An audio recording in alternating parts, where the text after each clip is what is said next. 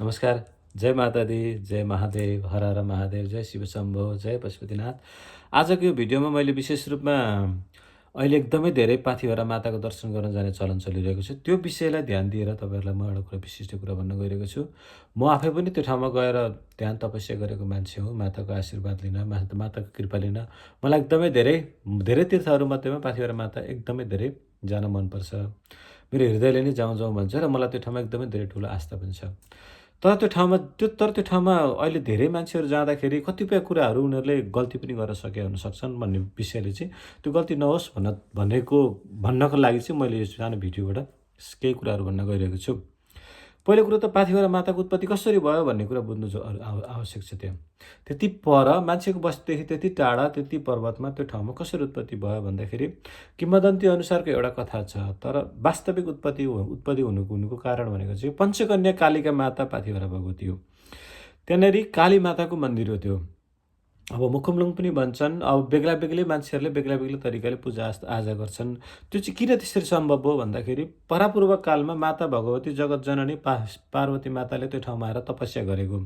तपस्या गरिसके पछाडि शिवजी भगवानलाई प्रसन्न पार्नका लागि तपस्या गर्दाखेरि माता भगवती जगत जननीको शरीरबाट उत्पन्न हुनुभएकी 5 जना कन्या 5 वटा दिशामा पूर्व, पश्चिम, उत्तर, दक्षिण र आकाशतिर।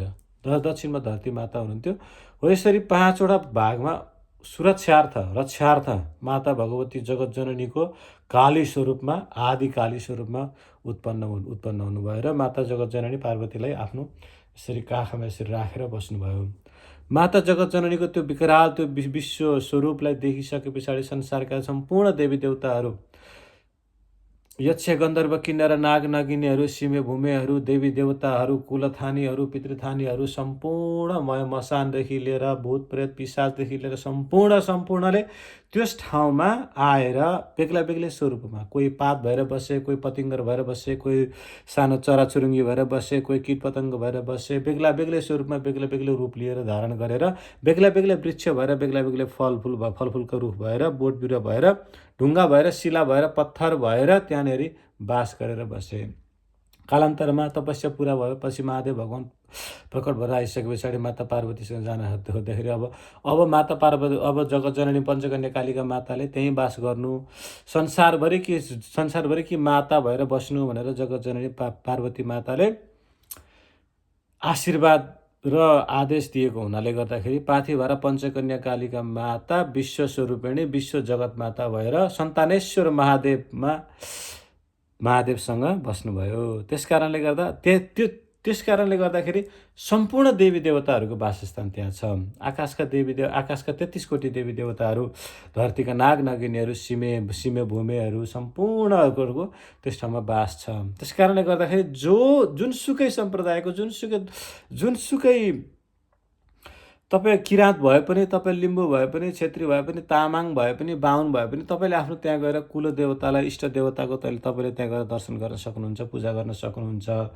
वनकाली वनवासिनीको थानमा गएर पूजा गर्न सक्नुहुन्छ। त्यहाँनेरि अब योगिनीहरूको थान छ, सम्पूर्ण देवी देवताहरूको थान छ, सिकारीको थान छ। अब बिजुवा-बिजुवानीहरू, ओजा-ओजेनीहरू, बान्तवा-बान्तवानी, यो जति पनि तन्त्र विधानमा, शशी विधानमा आउने देवी देवताहरूलाई सम्पूर्ण यसो किने बजु महारानीहरूलाई सम्पूर्णलाई त्यहाँ गएर धुपबाती गर्न सकिन्छ, पूजाआजा गर्न सकिन्छ, नमस्कार गर्न सकिन्छ, दर्शन गर्न सकिन्छ, ढोग गर्न सकिन्छ। त्यस कारणले गर्दा त्यहाँ जाँदाखेरि नै हामीले विशेष रूपमा कावेरी नदीबाटै जलकाली भगवती, जलआङ्माको पूजाआजा गर्दै, जलडङ्केनीको पूजा गर्दै वनकाली अब त्यो सम्पूर्ण क्षेत्र नै माता भगवतीको अधीनमा भएको हुनाले गर्दा सम्पूर्ण क्षेत्रलाई नै पूजा गर्दै ढोग्दै हामीले त्यहीँबाट धुपबाती सुरु हुन्छ। त्यस कारणले गर्दाखेरि यो माथि चढाइएको प्रसाद कावेरी नदी कटाउनु हुँदैन भन्ने किंवदन्ती राख्नुको कारण चाहिँ कावेरी नदी कटिसके पछाडि चाहिँ त्यो खान योग्य हुँदैन भनिन्छ, प्रसादको रूपमा रहँदैन भन्न खोजिएको थियो। त्यस कारणले गर्दा कुनै पनि भक्तहरूले त्यो कावेरी नदी कटाएर फेरि प्रसाद लिएर आउँदैनन्। जब बोका पूजा गर्छन् हो यस्तो प्रसादहरू चाहिँ लिएर आउँदैनन्। अनि त्यो पछाडिको कारण चाहिँ यो कारणले हो। अनि अर्को मुख्य कुरा भनेको चाहिँ के हुन्छ भने त्यहाँ जाँदाखेरि तलदेखि नै अब कतिपय देवी देवताहरू काफ्ले पार्टीभन्दा पहिला पहिला त छाते ढुङ्गा थिए, छाते ढुङ्गाको पूजा गर्दै जानुपर्थ्यो। अब अहिले त छाते ढुङ्गा छैन, छैन, बाटोले सिधै जान्छ। तर सानो फेदीदेखि नै सम्पूर्ण त्यहाँ भएका कुनै पनि पातहरू, बोटवृक्षहरूलाई तपाईँहरूलाई टिप्ने अनुमति हुँदैन, नटिप्नुहोस्। त्यहाँ भएका जनावर ती सबै देवी देवताहरूलाई रूप बदलेर आएर बसेका हुन्छन्। तपाईँसँग त्यो त्यस्तै रूपमा हुन्छन्, तर उनीहरूले असर गर्न सक्छन्। तपाईँहरूले त्यहाँ दायाँ-बायाँ गर्नुभयो भने तपाईँलाई सिकारीले भेट्न सक्छ। वनवासी जङ्गलिनीले, बुढेनीले, हरेक कुराले तपाईँलाई दिव्य शक्तिको तपाईँ चपेटामा पर्न सक्नुहुन्छ। त्यस कारणले गर्दा एकदमै होसपूर्वक त्यहाँ जाँदा एकदम भक्तिभावले माता भगवतीको चरणको ध्यान गर्दै, मात्रै चरण मात्रै सम्झेर ध्यान गरेर माता भगवतीको स्तुति गाउँदै गाउँदै गाउँदै जानुभयो भने तपाईँलाई त्यो बाटो क्रस गरेको थाहै हुँदैन। त्यति सजिलोसँग तपाईँलाई माताले लानुहुन्छ माथि। त्यस कारणले गर्दा अहिले जाँदाखेरि एकदमै धेरै धेरै मनमा आस्था लिएर, भाव लिएर, श्रद्धा लिएर जानुहोला। धेरै तपाईँभन्दा अगाडि अरू कोही भक्तजन हुनुहुन्छ भने उसलाई पालो दिनुहोस्। तपाईँको पालो, आफ्नो पालो आए पछाडि पूजा गर्नुहोस्। अरूलाई सेवाको भावले हेर्नुहोस्। अरू व्यक्तिलाई पनि माता भगवतीकै अंश स्वरूप हेर्नुहोस्। माता भगवतीकै अंश स्वरूप छन् सबै जीवजन्तुमा, सबै प्राणीमा, सबै मनुष्यहरूमा छन् भनेर नमस्कार गरेर ढोगेर भित्री मनले, हृदय भावले सफा पारेर तपाईँ जानुभयो भने एकदमै फलदायी हुन्छ। एकदमै अहिले त गुराँसको फुलेर एकदमै मनोहर वातावरण छ। मनलाई नै एकदमै लोभ्याउने खालको वातावरण पनि छ। माताको अति नै सुन्दर छ, साँच्चीकै सुन्दर छ माता पाथिभराको दरबार। माताको दरबारमा दर्शन गर्न जाँदाखेरि गर्नु नहुने कुराहरू भनेको चाहिँ त्यहाँका बोट बिरुवाहरू तपाईँहरू नटिप्नुहोस्, नचढाउनुहोस्। त्यो तपाईँहरूको लागि होइन, उनीहरू त्यहाँ बसेर तपस्या गरिरहेका छन्। ऋषिमुनिहरू हुन्, ठुला ऋषिमुनिहरू, ठुला सिद्धहरू, ठुला तान्त्रिकहरू, जसले बेग्ला रूप परिवर्तन गरेर आएर त्यहाँ तपस्या गरेका हुन्छन् माताको छेउमा भने। अनि त्यस्तो ठाउँमा तपाईँ गएर चाहिँ आफ्नो बालकपन देखाएर पात टिपिदिने, फुल टिपिदिने। तपाईँ फुल नटिप्नुहोस्। तपाईँहरू फुल टिप्न जानुभएको होइन। त्यो फुल तपाईँहरूको लागि होइन। त्यो फुल त माता पाथिभराको त्यो सिङ्गो सौन्दर्यताको प्रतीक हो। त्यस कारणले गर्दा त्यो फुल टिपेर बोकेर हिँड्ने, सिउरेर हिँड्ने त्यस्तो खालको केटाकेटीपन नगर्नुहोला।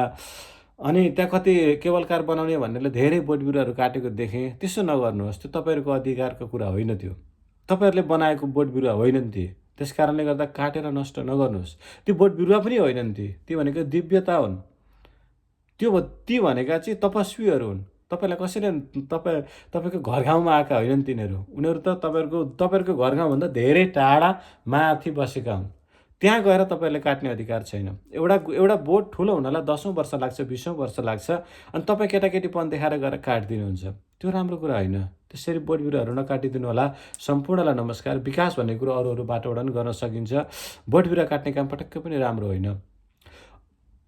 त्यस कारणले गर्दाखेरि अब त्यहाँ गएर गर्नै पर्ने काम भनेको चाहिँ माता भगवतीलाई 5 रुपियाँ भेटी चढाउनु होला, 5 वटा धुपबाती धुप, अनि सबै कुराहरू 5 गरेर भाग लाउनु भयो भने चाहिँ त्यो चाहिँ एकदमै बढी के भनिन्छ, सहज तरिकाले स्वीकार गर्ने एउटा तरिका हो। तपाईँको मनमा जसरी पूजा गर्न मन लाग्छ त्यसरी गर्न सक्नुहुन्छ। माताको आशीर्वाद तपाईँमा सधैँभरि कृपा रहिरहनेछ। तैपनि त्यसको पनि एउटा विधान छ, एउटा तरिका छ, एउटा सिस्टम छ। त्यहाँ गएर पाथिभरा मातालाई अवश्य भेट्नुहोला। गुरुवरहरूले देखाएको मार्गदर्शन अवश्य मान्नुहोला। त्यहाँ गएर जे पनि गर्न मिल्छ भनेर नगर्नु होला। त्यहाँ त्यहाँनिर सेवा गर्न बसेकाहरूले तपाईँहरूलाई कुनै कुरा भन्यो भने त्यसलाई अक्षरशः पालना गर्नुहोला। किनभने माताले कसको मुखबाट आएर तपाईँलाई के आदेश दिनुहुन्छ तपाईँलाई थाहा हुँदैन। त्यही भएर जसले जे आदेश दिएला पनि त्यसलाई माताको आदेश सम्झेर नमस्कार गरेर एकदमै भक्तिभावले तपाईँले सेवा आराधना गर्नुभयो भने तपाईँले गर्नुभएको तीर्थ व्रत धर्म भक्तिभाव अवश्य पनि कल्याणकारी हुनेछ। नमस्कार गरेँ। म अर्को भिडियोमा तपाईँलाई पाथिभरा मातामा बलि गर्नुको अर्थ के छ, किन बलि गरेको हो, त्यसको साइन्टिफिक कुरा के छ, किन चाहिँ बलि मन्दिरमा दिइन्छ भन्ने कुराको विषयमा बनाउने छु। अवश्य पनि इच्छुक हुनुहुन्छ भने लेख्नुहोला। तपाईँसँग कुनै प्रश्न भए सोध्न सक्नुहुन्छ, कमेन्ट बक्समा गरिदिनु होला। हस् त, धन्यवाद। जय श्री राधे राधे। ओम नमः शिवाय। जय माता दी, जय मा पाथिभरा। शम्भो हर हर महादेव। सम्पूर्ण जगत कल्याण होस्। नमो नमः।